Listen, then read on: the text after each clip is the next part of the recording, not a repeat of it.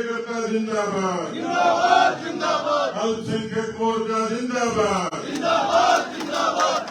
हमीद पूनिया जिंदाबाद,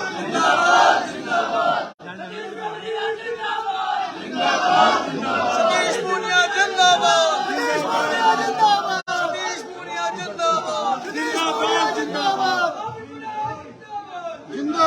जिंदाबाद।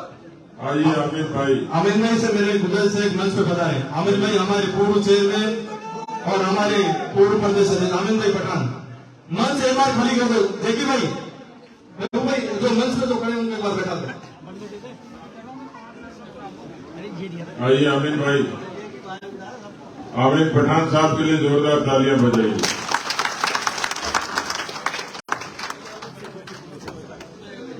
वो है ना, किसके काम आ जाएगी।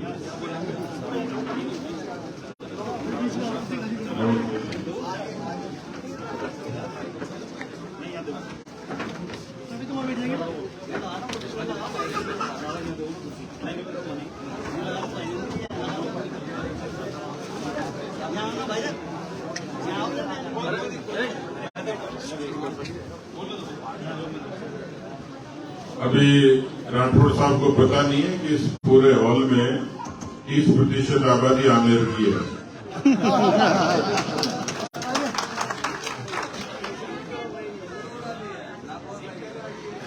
मैं जिन दिनों रोडवेज छाप और रेलवे छाप कार्यकर्ता होता था,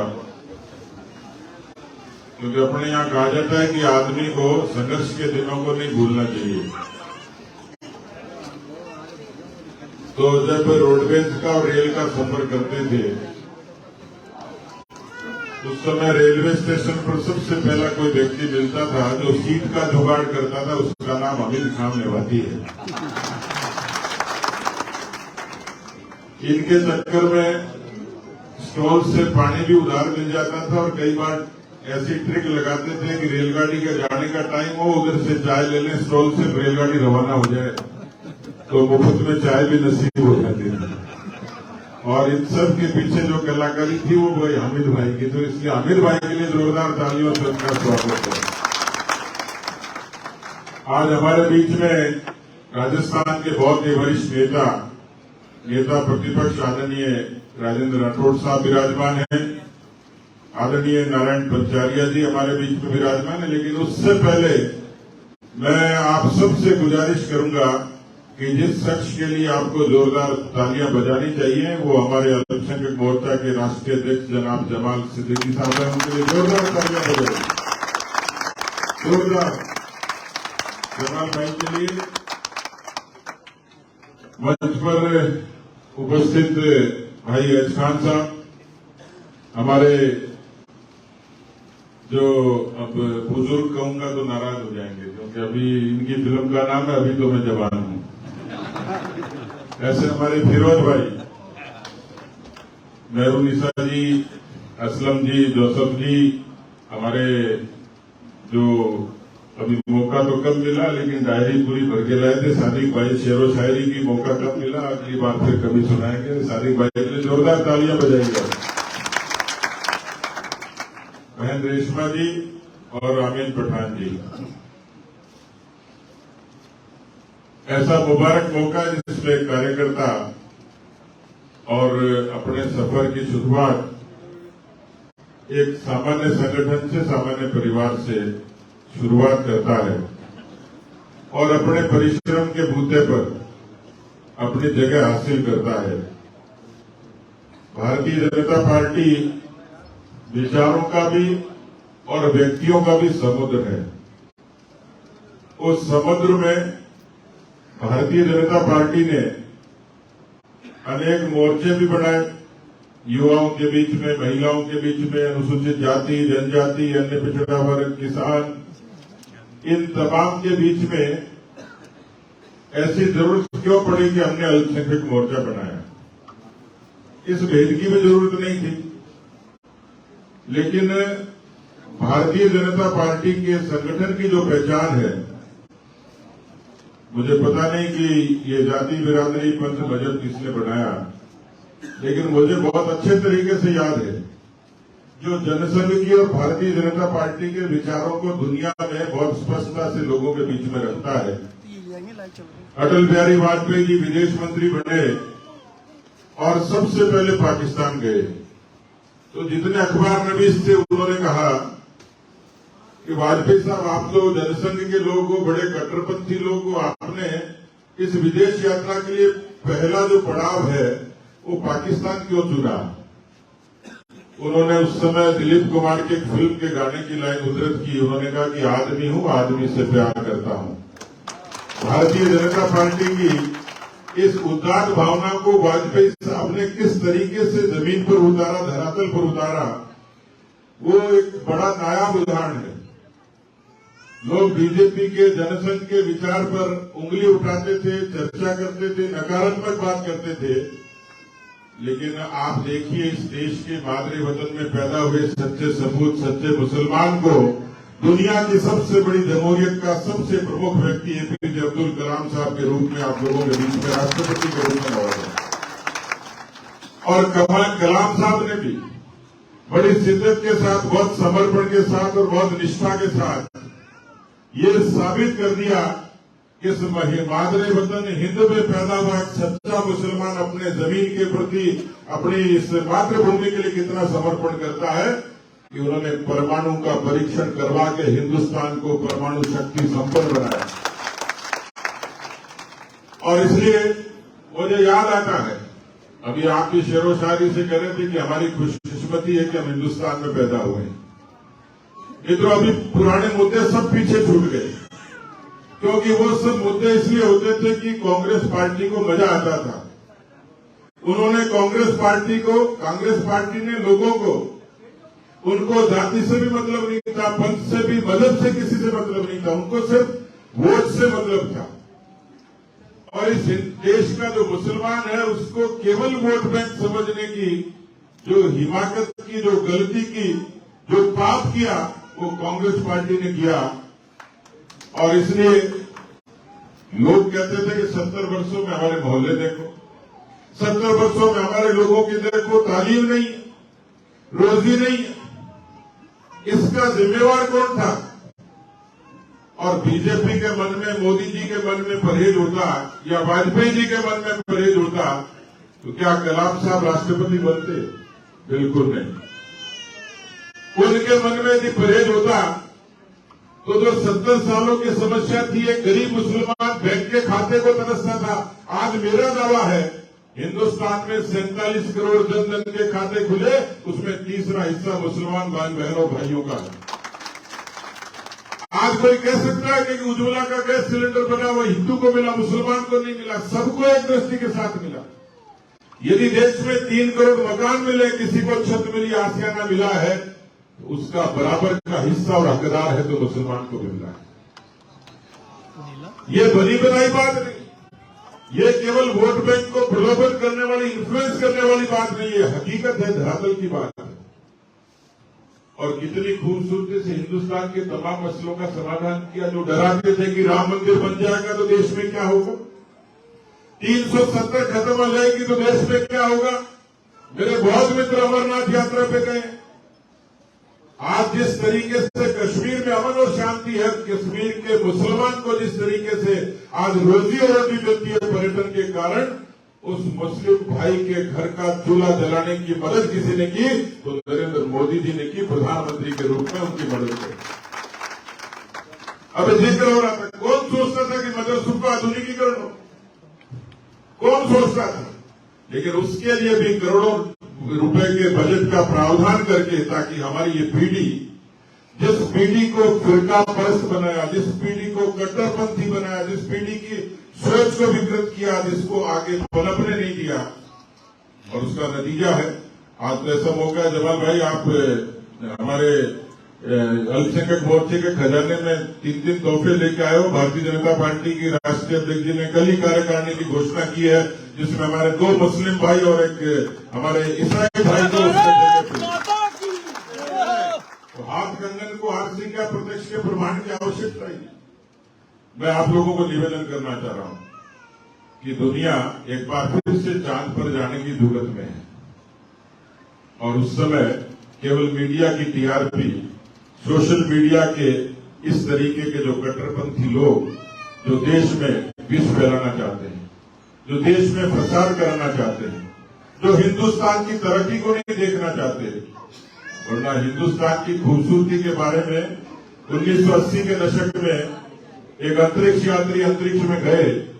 उस समय के प्रधानमंत्री ने पूछा कि राकेश शर्मा जी, दुनिया कैसी दिखती है? आप कल्पना कीजिए कि जिस व्यक्ति की जान की बाजी लगी हुई हो, जिस व्यक्ति को ये पता नहीं कि जिंदा वापस जाऊंगा कि नहीं जाऊंगा, उसके जहन में क्या होता है। उस समय के प्रधानमंत्री ने पूछा कि राकेश शर्मा जी, दुनिया कैसी दिखती है? तो राकेश शर्मा जी कहते हैं, सारे जहां से अच्छा हिंदुस्तान हमारा। अंतरिक्ष का व्यक्ति भी अपनी जिंदगी की परवाह करके बगैर दुनिया में भारत की खूबसूरती देखता है, तो वो खूबसूरती इंद्रधनुष के रंगों की है। वो खूबसूरती हिंदू, मुस्लिम, सिख, ईसाई, पारसी, जैन सबके एक इंद्रधनुषी रंगों के साथ में है। और इसलिए इस हिंदुस्तान को तरक्की देने के लिए, हिंदुस्तान के स्वाभिमान को ऊंचा करने के लिए जंगे आजादी में भी जो जंग लड़ी गई, मुझे अच्छे तरीके से याद है। लोग अब्दुल हमीद और अशफाक उल्लाह खां को याद करते हैं। अशफाक उल्लाह खां जी से देखिए, फांसी जिस व्यक्ति को मिलनी हो और उससे कोई पूछे तेरी रजा क्या है, तो उन्होंने किस खूबसूरती से कहा कि मेरा धर्म पुनर्जन्म को तो नहीं मानता, उसकी इजाजत नहीं देता, लेकिन यदि ये इजाजत होती तो मेरी इच्छा थी कि मैं एक बार फिर से हिंदुस्तान में पैदा हूं और आजादी के लिए संघर्ष करूं। क्रिकेट का जब खेल होता है उसको नकारात्मक रूप से भी लेते लोग, लेकिन उस हिंदुस्तान और पाकिस्तान के बीच में आपका दिल कब खुश होता है जब कोई मोहम्मद शफी पाकिस्तान के किसी जफर की गिलियां उड़ा देता है, तो हमारा मन बंद हो सकता है। यही देशभक्ति है, इसी की जरूरत है। आज इंसान से हाथ पकड़कर खड़ा होने की जरूरत है। भारतीय जनता पार्टी ने बहुत इज्जत और ईमान के साथ सबका साथ, सबका विकास, सबका विश्वास और सबका प्रयास, इस उदात्त भावना के साथ इस देश में बदलाव की शुरुआत की है। मुझे लगता है यही समय है, सही समय है, जब इस मादरे वतन में पैदा हुआ, जो हिंदुस्तान का जाया है, जो हिंदुस्तान की खाता है, जो हिंदुस्तान की गाता है, सही समय है सब लोग मिलकर मोदी जी के नेतृत्व में, भारतीय जनता पार्टी के नेतृत्व में सब लोग मिलकर, क्योंकि यदि जिंदगी पर संकट आएगा तो सबके ही आएगा, रोजी पर संकट आएगा तो सबके ही आएगा, किसी की खूबसूरती पर संकट आएगा तो सबके ही आएगा, किसी की समृद्धि और वैभव पर संकट आएगा तो सबका ही आएगा। मुझे लगता है दुनिया को तकलीफ इस बात की है कि मोदी जी के प्रयासों से हिंदुस्तान जो कभी 11वें नंबर पर होता था, आज दुनिया की 5वीं बड़ी अर्थव्यवस्था है। और वो भी किसको पछाड़कर बना? जिन अंग्रेजों के हम गुलाम थे, उन अंग्रेजों को पछाड़कर मोदी जी के नेतृत्व में हिंदुस्तान 5वीं बड़ी अर्थव्यवस्था बनी है। और हिंदुस्तान के 36 कौम के, मोदी जी कहते हैं, इन 36 कौम के हुनरमंद हाथों के, मजदूरों के, किसानों के हुनर वाले हाथों से हिंदुस्तान की वो फिजा होगी, हिंदुस्तान दुनिया की तीसरी बड़ी अर्थव्यवस्था बनेगी, हिंदुस्तान तरक्की करेगा। मित्रों, पूरी दुनिया के लोग छक्के छूट गए, पसीने आ गए, कोरोना आ गया। लोग कहते थे, संयुक्त राष्ट्र संघ के लोग सबसे ज्यादा फिक्रमंद थे कि दुनिया में सबसे ज्यादा किसी देश को तकलीफ होगी, उस देश का नाम हिंदुस्तान है, क्योंकि 140 करोड़ के देश को टीका लगाना, उनको समझाना, उनको अनुशासित रखना और इस बीमारी से बचाना कहीं दुनिया में चुनौती है तो देश में है। कोई माई का लाल उंगली उठाकर कह दे कि मोदी ने निरपेक्ष रूप से अपने इस 140 करोड़ के परिवार को, जिसमें मुस्लिम भी रहता है, सिख भी, ईसाई भी, बौद्ध भी, जैन भी, इन सभी मजहब के लोगों की जिंदगी की सुरक्षा कोरोना का टीका लगाकर उन लोगों को महफूज किया। उसका श्रेय किसी को तो नरेंद्र मोदी को। नरेंद्र मोदी जिंदाबाद जिंदाबाद जिंदाबाद।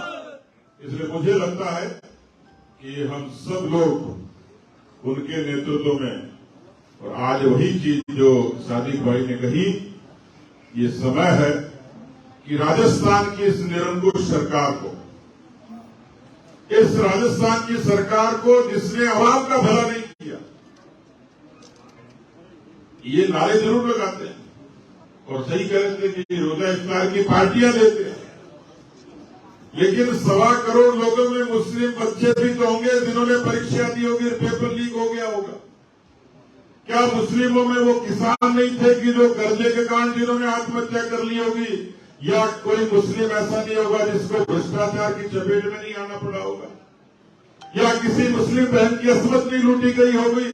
या किसी गरीब मरीज का दम तोड़ने पर मजबूर होना पड़ा होगा?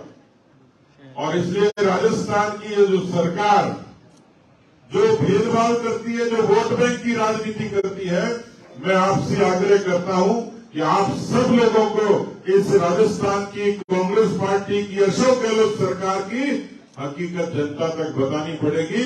और मोदी जी की सरकार की भूमिका को लेकर उन्होंने जो लोक कल्याण का काम किया, नहीं तो कहा ये मयसर था 80 करोड़ लोगों को राशन देना। मुझे पता है, मैं जाता हूं, मोहल्लों में राशन बंट रहा है, फोटो अशोक गहलोत की लगी हुई है, तो किसी को भी गलतफहमी हो सकती है, लेकिन इतनी उदारता दिखाने का काम, आप साक्षी हो इस बात के लिए। आप बताइए कहीं हिंदू मुस्लिम हुआ क्या? 80 करोड़ लोगों को निःशुल्क अनाज दिया, उसमें बहुत सारे ऐसे मुस्लिम बहन और भाई थे कि जिनको कोरोना के समय उस संबल की जरूरत थी, वो देने का काम मोदी जी ने किया। इसलिए मैं आपसे गुजारिश करता हूं, इन दो पक्षों पर सोचें, दोहरी भूमिका है, लेकिन एक अच्छा संगठन भाई सादिक खान ने विरासत में भाई हामिद खान को दिया है। उससे पहले जितने हमारे सरपरस्त रहे हैं, जिन्होंने बहुत अच्छे से, भले अमीन भाई हो, चाहे कमांडो जी हो, चाहे फिरोज भाई हो, सब लोगों ने, इन्होंने बहुत धरातल पर बहुत मजबूती के साथ पूरे प्रदेश में घूम के और इस संगठन को खड़ा किया है। जमाल भाई का हमें आशीर्वाद और मार्गदर्शन मिलेगा। मैं तो इतनी गुजारिश करूंगा कि हम सब लोग मिलकर अल्पसंख्यक मोर्चा को एक नई ऊंचाई दें। भारतीय जनता पार्टी की जो सरकार राजस्थान में बनेगी, मैं इतना ही कह सकता हूं।